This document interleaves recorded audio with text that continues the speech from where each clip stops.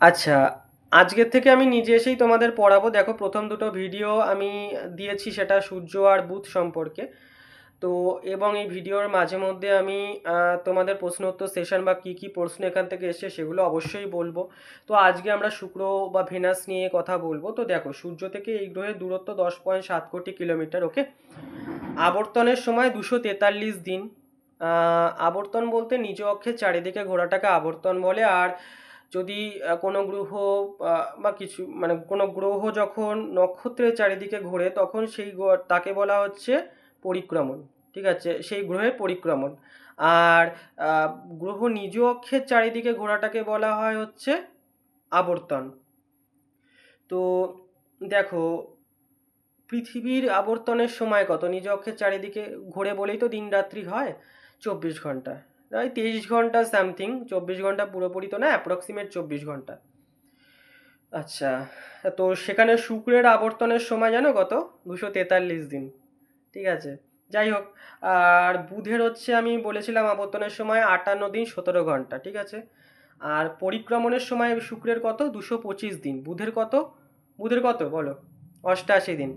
আর পৃথিবীর তো সবাই জানো 365 দিন। আচ্ছা, শুক্র সৌরজগতের সবচেয়ে উষ্ণতম গ্রহ, যার মানে কেন উষ্ণতম গ্রহ এগুলোও আমরা আলোচনা করবো একটু একটু করে।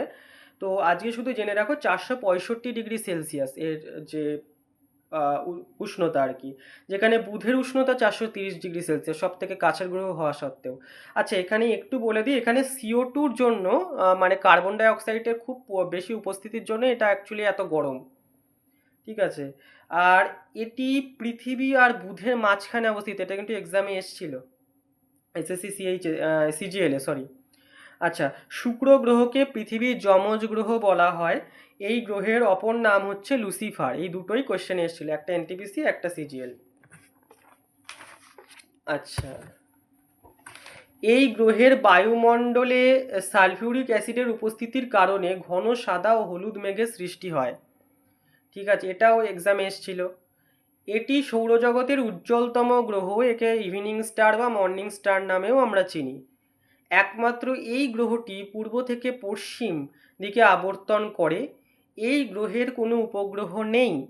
আকৃতি অনুসারে এটি সৌরজগতের ষষ্ঠ বৃহত্তম গ্রহ। ঠিক আছে, তো আর এছাড়াও এরপরে আরও বিভিন্ন গ্রহ নিয়ে আমরা আলোচনা করবো, মাঝে মাঝে প্রশ্ন উত্তর সেশনও করবো। এই শর্ট শর্ট ভিডিও ছাড়লে তোমাদের কী হবে, রিভিশনেও সময় হবে। মানে রিভিশনের যে সময়টা, তোমাদের তো সময় খুব কম আই থিঙ্ক, জানি না। যাই হোক, ওই যে